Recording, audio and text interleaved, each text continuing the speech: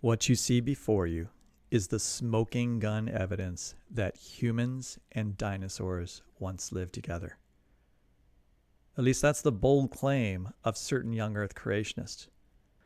But I'm here to remind you that movements such as young Earth creationism or creation science have their own fringe players that play by their own rules and have their own forms of evidence. It's easy to forget that all movements have fringe elements that can be an embarrassment to the mainstream group.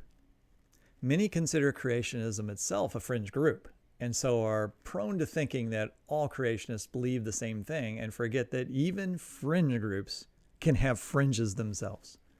Here I explore some of the fringe elements of creationism to show that sometimes even creationists are embarrassed by the claims of some people that call themselves creation scientists. Let's take a look at this human dinosaur footprint and explore the fringes of creationism. Most importantly, the message is going to be to young Earth creationists. Don't believe everything you see or everything you hear. We got that coming up.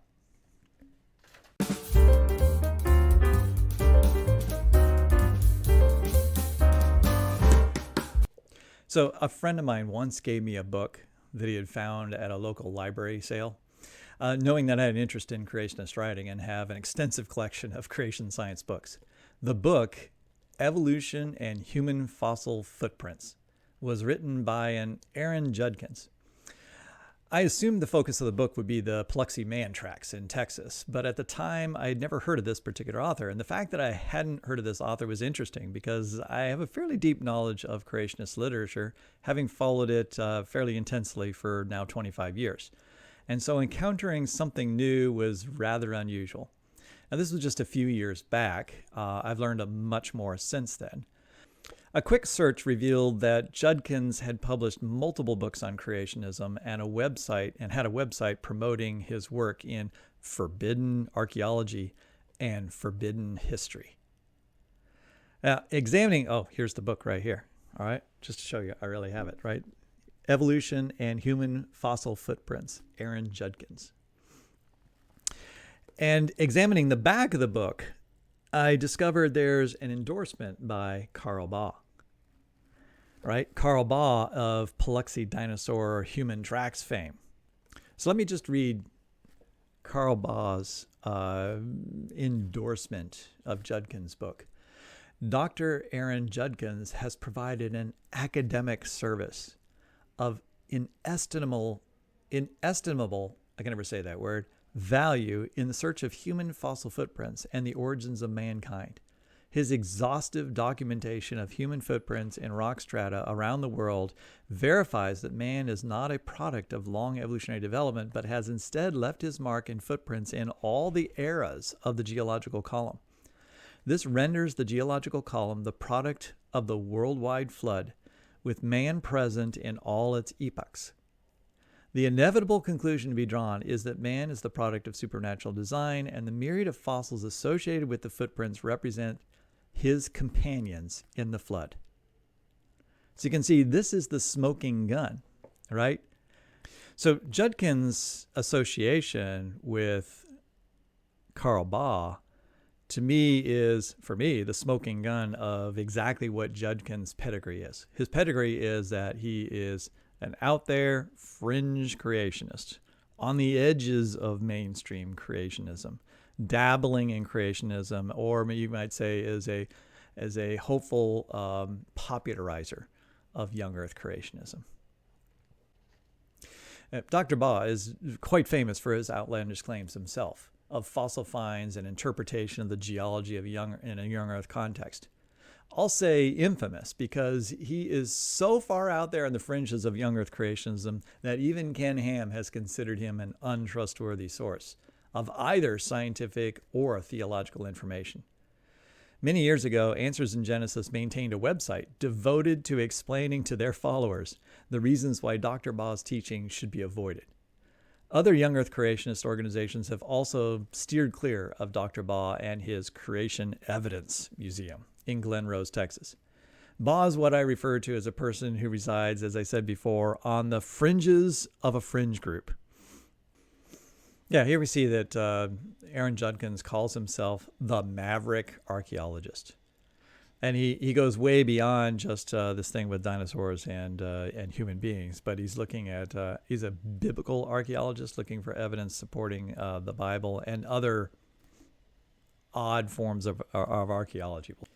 Yeah, so how does Judkins fit into this world of Dr. Baugh? Judkins has followed closely in the footsteps of Baugh, having studied the fossils at Baugh's museum and personally examined the Plexitrack site.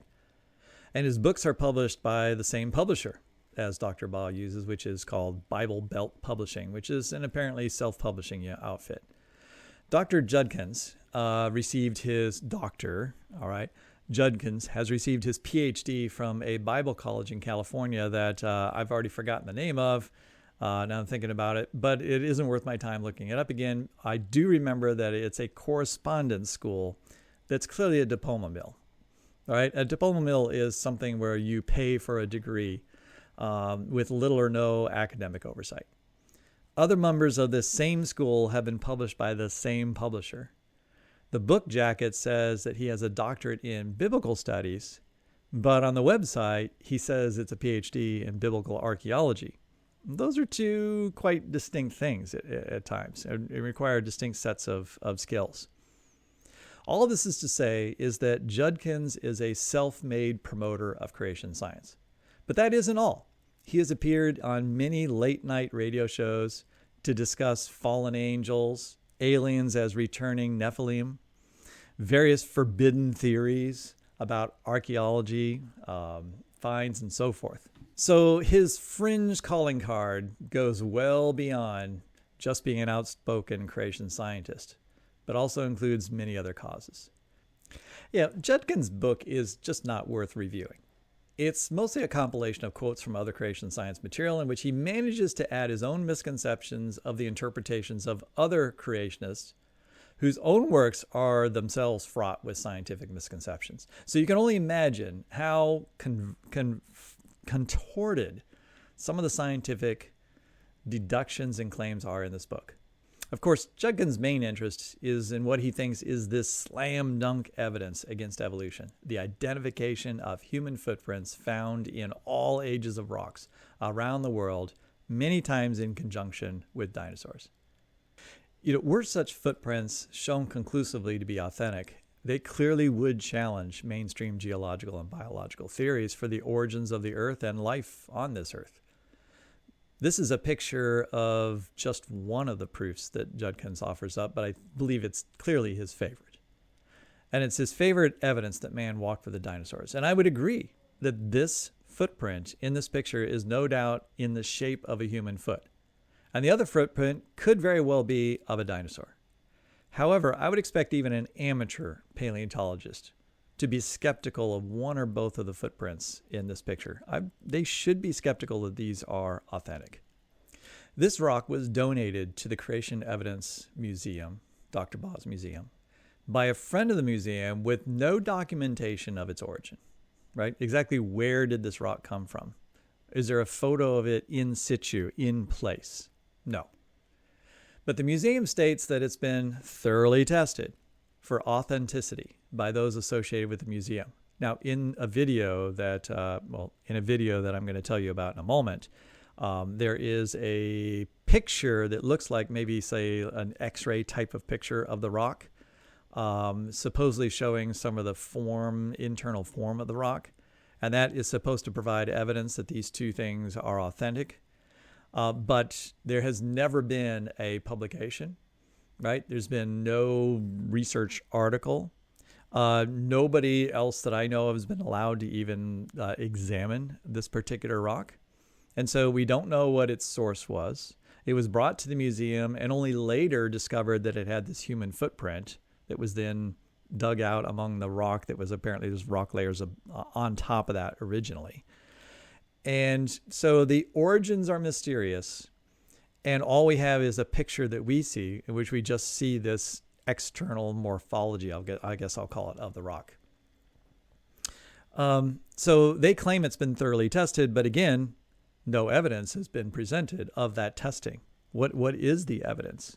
What is this amazing evidence that this rock is authentic, as they continue to state at that museum and Judkins swears to?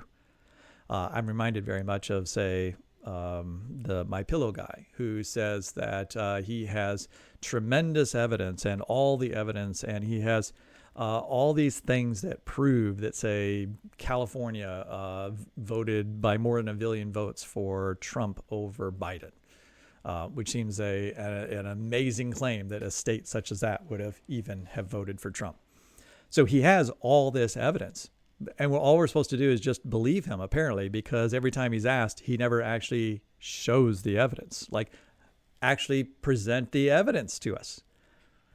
For these fringe, this is typical of fringe groups, right? This is typical of conspiracy theories, right? We have lots of evidence. The constant claim, we have evidence, and yet we're not going to authenticate that evidence. We're not going to allow you to see that evidence. We don't trust you with the evidence. We only trust ourselves with the evidence, and you need to just trust us. This is the common refrain among the fringes of the fringe groups, or the fringes of any group. So why spend time talking about this unknown author like Dr. Judkins? I present Dr. Judkins to you in order to illustrate that even fringe groups have fringe groups, right? That are and I see this too often in the creation science or creation evolution discussions. They devolve into claims of evidence being thrown around without considering the source. There is evidence that should be considered in a debate about the age of the earth. But the factual basis of that evidence, sometimes we say we can agree to the facts, but we disagree about the interpretations. But many times, even the facts are at dispute. And fringe groups play on this idea that we all have the same facts, or these are the facts, right? So here's this rock. The fact is that it's a human footprint with a dinosaur footprint. Well, that's not even necessarily just an interpretation. We don't even know that this is the fact that this is a real rock that has been discovered and not manipulated, all right, by human hands in some way.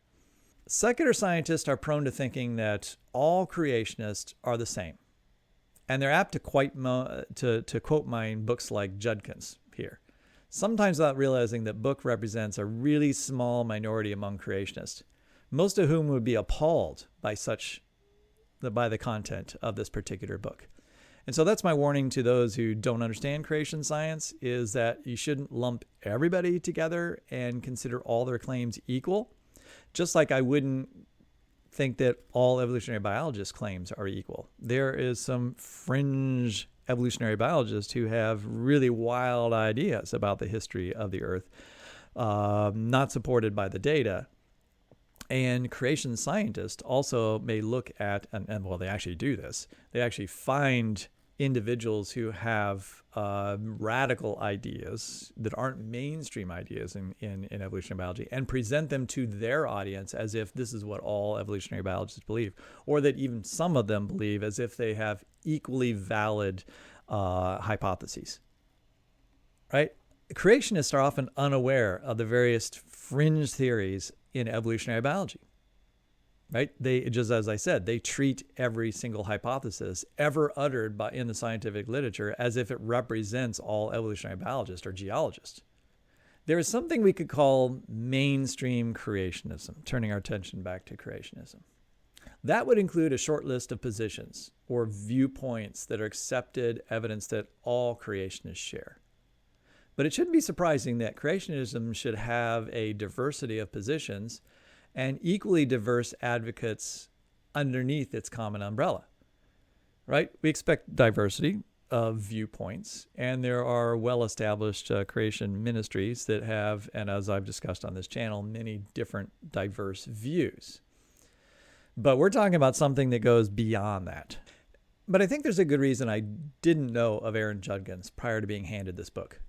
Groups like Ken Ham's Answers in Genesis and Institute for Creation Research assiduously avoid ever mentioning black sheep like Judkins or Baugh, right? In fact, searches of both of those websites turned up exactly 0 hits for Judkins and only 2 hits for Carl Baugh, both of which were rather secondary.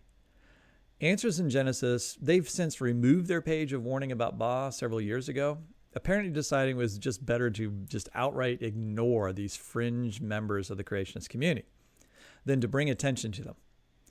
All movements, ideologies, communities, they all have their uncles that they wish they didn't have.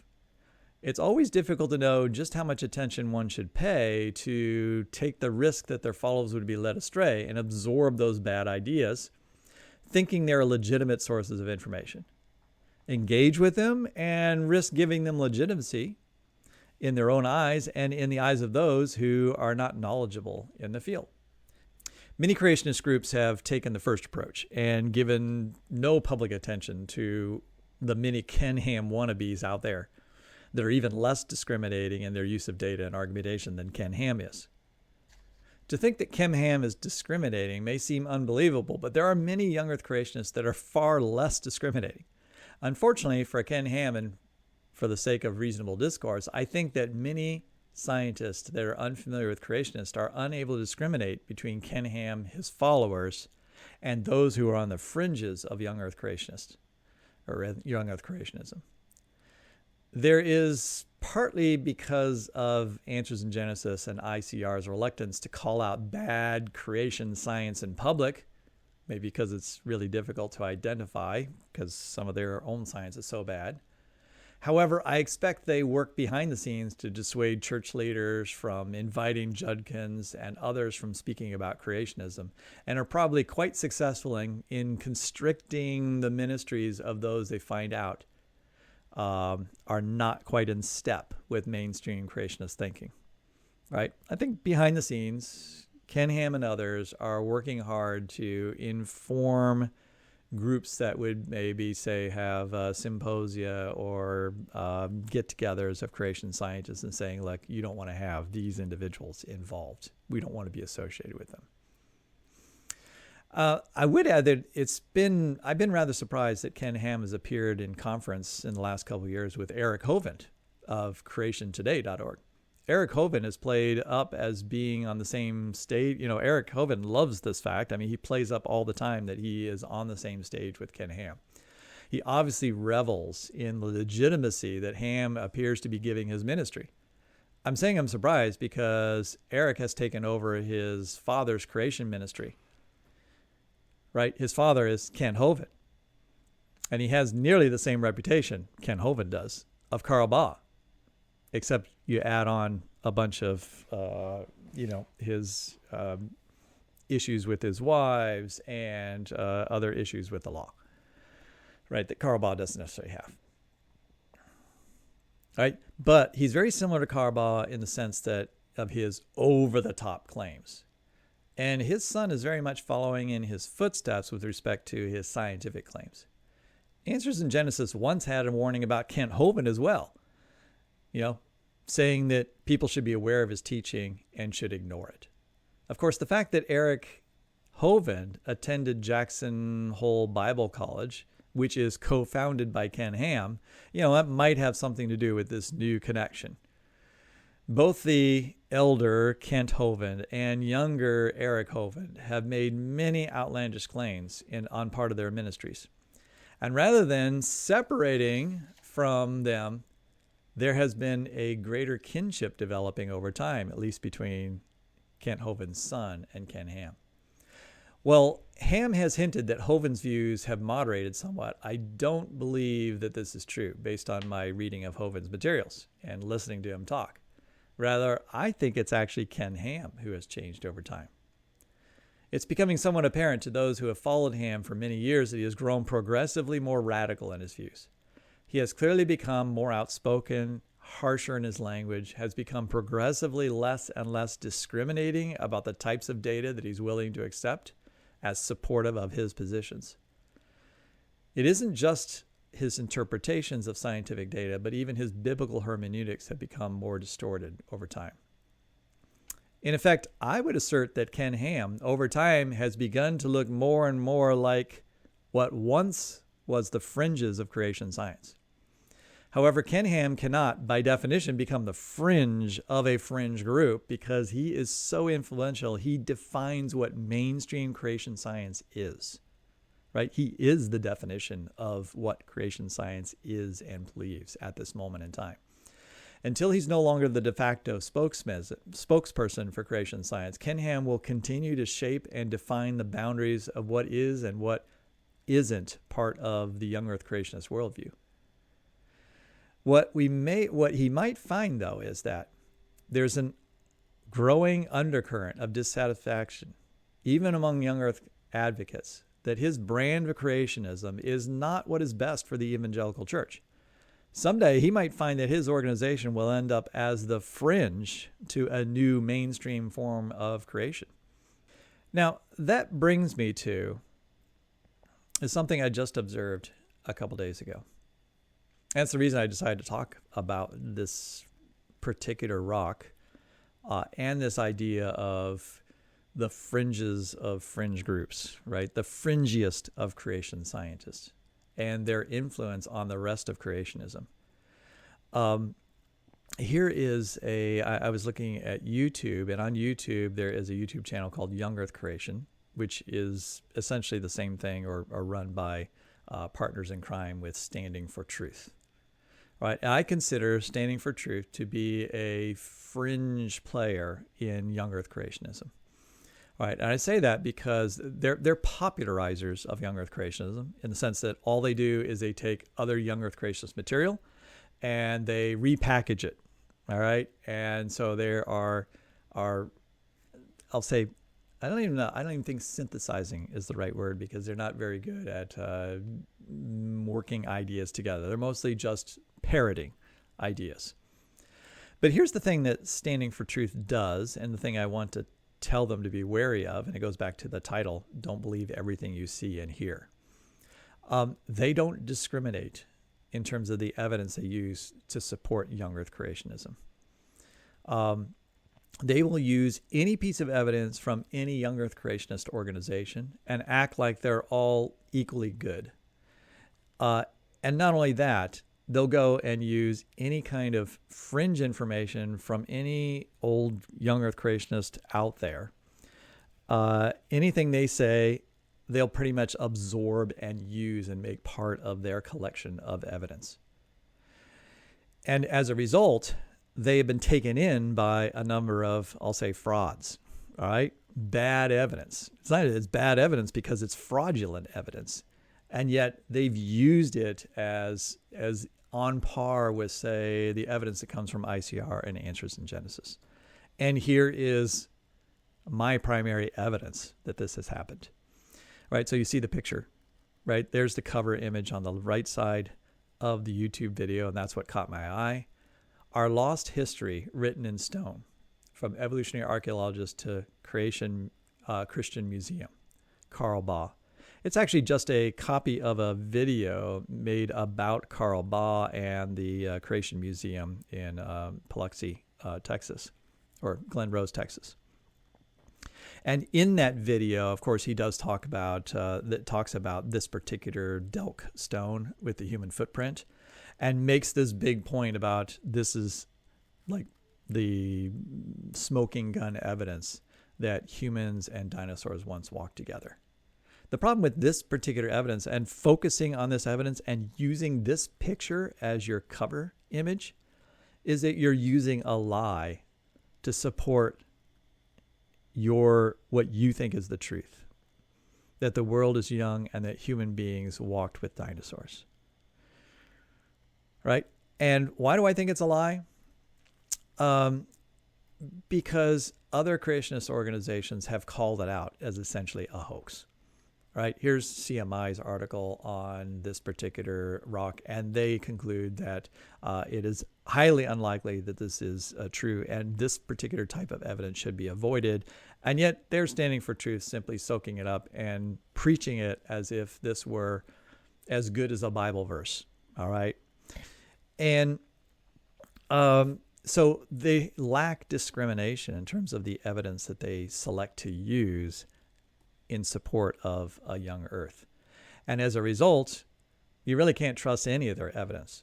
since they haven't, I mean, if you don't know the evidence and you're watching anything from Standing for Truth, if they can be so wrong about some of the evidence, it brings into doubt all of their evidence, because you have no way of assessing. You should say they have not. You know that they haven't assessed the data. All right, how do I know that this particular rock is fake? Well, not only just looking at it, am I pretty sure it's fake without examining it myself. I mean, most people have looked at this and immediately thought, that doesn't make sense in terms of like how footprints are made and what they would look like if they were preserved in stone. So the thing just looks fake.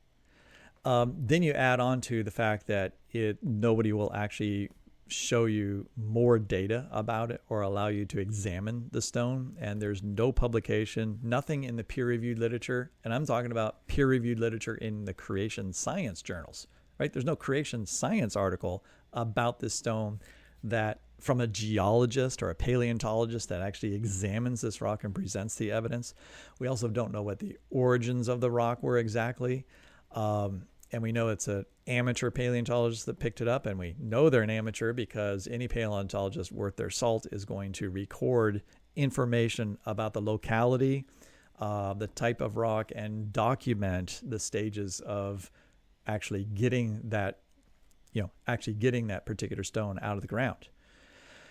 So here we have Creation Ministries International at creation.com, and they have somebody asked them about it, and yes, their conclusion is, yeah, this is a hoax. Right? This particular rock should not be used as evidence for a young Earth. And if you do so, then you're going to look foolish. And this isn't the only young Earth creationist organization that has cast doubt on this particular form of evidence. All right, so what's so dangerous about this? Well, Standing for Truth just sucks this stuff up and then acts like they trust Aaron Judkins, right, as much as they trust Ken Ham.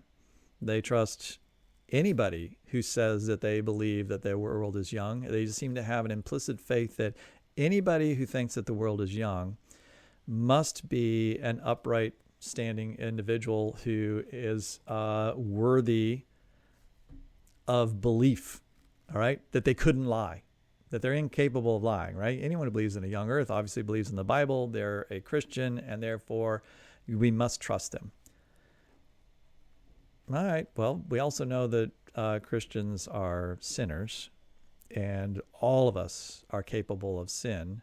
And even with good intentions, you might say this person had good intentions, right? They already believe that the world is young. They want to provide evidence that the world is young, and they want to convict others, and it's okay to lie. They convince themselves it's okay to lie if this creates a greater good, and that is it brings people to faith. Right. And I do think that that's kind of the attitude Standing for Truth has. They're not really willing to look behind the curtain, right? They don't pull back the curtain and ask, are the things we're presenting really true and accurate pieces of evidence?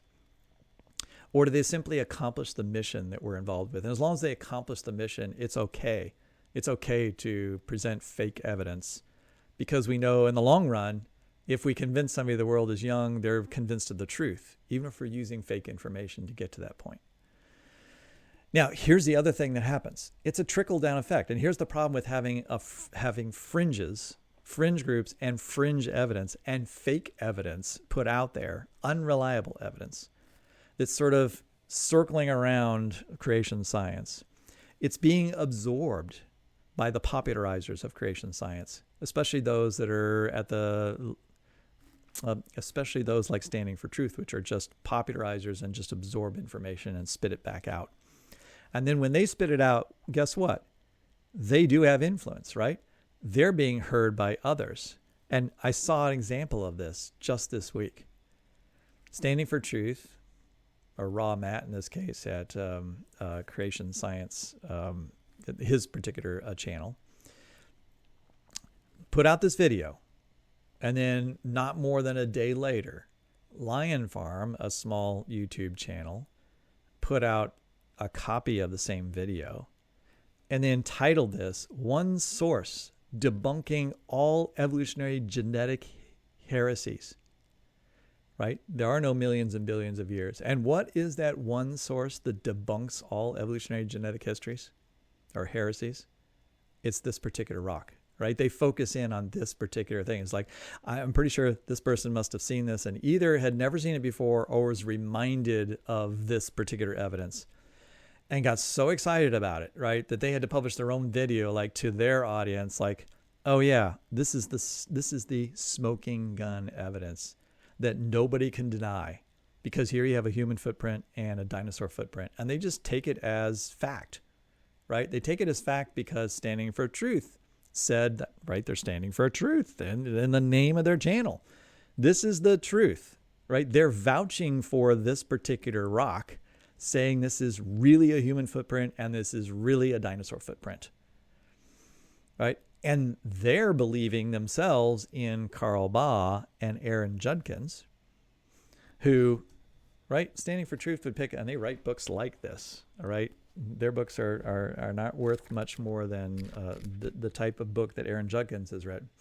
But, they'll read from Carl Baugh. Aaron Judkins has provided an academic service of inestimable, I can't say it again, value in the search for human fossil footprints and the origin of man.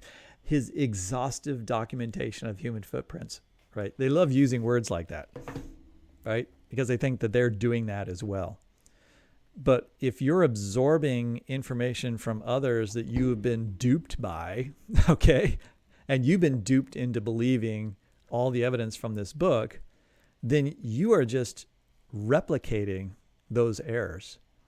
And by replicating those errors, you then inspire other channels like Lion Farm and others to then replicate your errors once again. So this is a problem for young earth creationism like Ken Ham and others.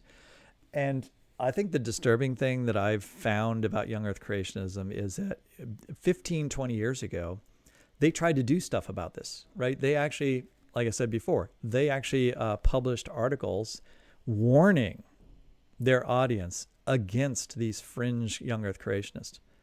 And now what you see is much less of that. They ignore, but they don't actively work to, I think maybe behind the scenes are actively working to not get them, publishing outlets and so forth. But on their public facing side, they're not actively warning their audiences to watch out for these players. And I think part of it is they just think that, well, this is an extension. This really is an extension of us. They're using most of our arguments. Yes, they're sprinkling in some bad evidence, and we wish they wouldn't do that. But nonetheless, if this is what convinces people that the earth is young, it kind of goes back to that same thing. It's okay to, fudge, right? Fudging for Christ, right? Fudging in order to get somebody to the correct data, right? Maybe they used misinformation to get to the better information. So it's okay. It's like it's like they say, all publicity is good publicity, right? No matter how bad the news is, if it's publicity, it's good publicity. It keeps us going, keeps the donation dollars flowing. Yeah. So I don't know, where do I end this at? I guess it's a warning. It's a warning to people like Standing for Truth and other popularizers of creation science material, right? Don't believe everything you see. Just because you would like to believe something doesn't make it true. And just because it supports your particular viewpoint, also, it doesn't make it true, right? Yes. Oh, there's something that looks like a footprint inside of a dinosaur footprint. And I believe that dinosaurs walked with humans, so therefore that supports my view. Therefore, that fact, that evidence must be true. No, right?